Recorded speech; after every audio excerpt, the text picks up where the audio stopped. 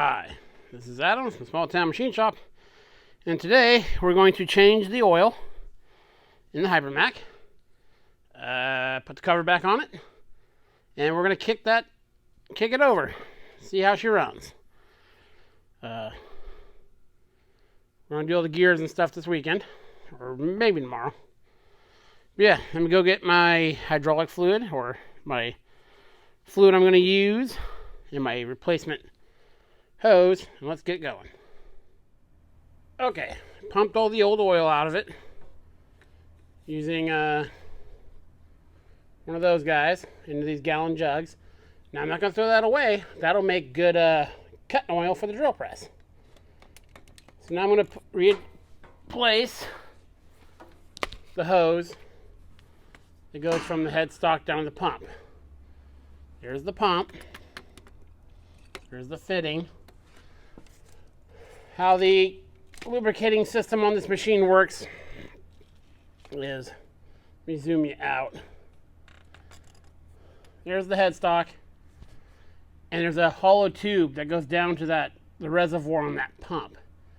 So then it goes through the pump, comes up to here, it's fitting right there, and there's a distribution thing up there, and that lubricates everything up here, then fills the reservoir and then drops down into the pump. So, snake this in down there real quick. And make sure when you use a hose for something like this and you're replacing it, make sure you use something that's not only rated for the pressure, but make sure it's actual, hose that will, like, oil resistant and stuff like that. Again, if you have a commercial hose supplier, it'll be much cheaper than going to Home Depot and places like that. So let me get this guy secured. You probably can't see a whole lot. I pumped all the oil out because I'll show you here in a second. The dipstick does not look original to me. We cut off on the end. There's no markings on it whatsoever. It's very crude. So I pumped it out, and according to the book, it takes 3.5 gallons. So that is how much I will put in it. Now you want to snake the hose up, make sure it's got clearance. Not going to hit any gears or anything. I know this one tucked behind everything.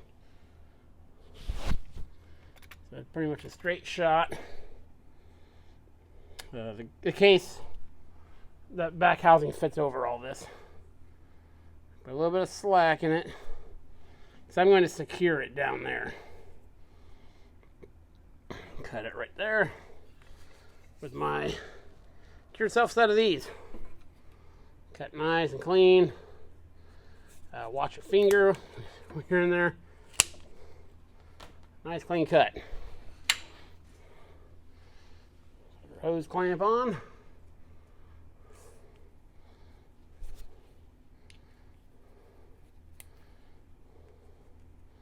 Get on there.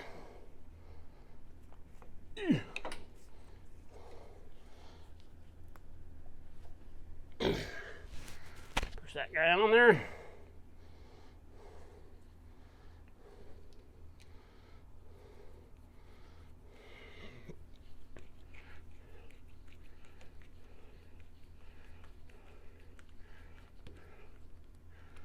Okay, our new hose from our pump, there's going.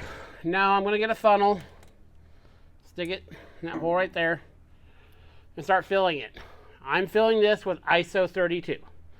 It calls for Shell Tellus Oil 27. This machine was made, this is a 93. Oil has come a long way in 30 years. Very good friends with a guy who works for a very big oil company, and so I chit chat with him about stuff from time to time. I'm not going to tell you what you should put in your machine or what you should even put in your machine if it's just like this. I have done my research. Shell Tellus is a little hard to come by in my area, but the oil I am using will be absolutely right for this. I'll have no issues whatsoever. This machine will outlive me, no problem. So, let me get you back. Put a funnel in there. You can watch me dump a whole bunch of jugs. It says this holds 3.5 gallons. So I'm going to put in 3. I'm going to dump some in the headstock and spin the chuck to get some in the spindle bearings before it starts. Not sure if that's necessary. Yeah, dump the oil in there. Just lay the cover on top, and we can hit that switch. I'll bring you back. Okay, I got filled up. Got it, the cover's just sitting on top. I don't think it's going to squirt anything out, but I guess we'll see. I filled it through the top, so the oil dripped through everything and pre-lubed everything. That plastic hose I told you about, I filled the reservoir and pulled it out, make sure oil was going to bolt the spindle bearings, and they are. So, all that's left is to put you in the tripod, go kick on the phase converter, and let's run this for the first time. So, let's do that.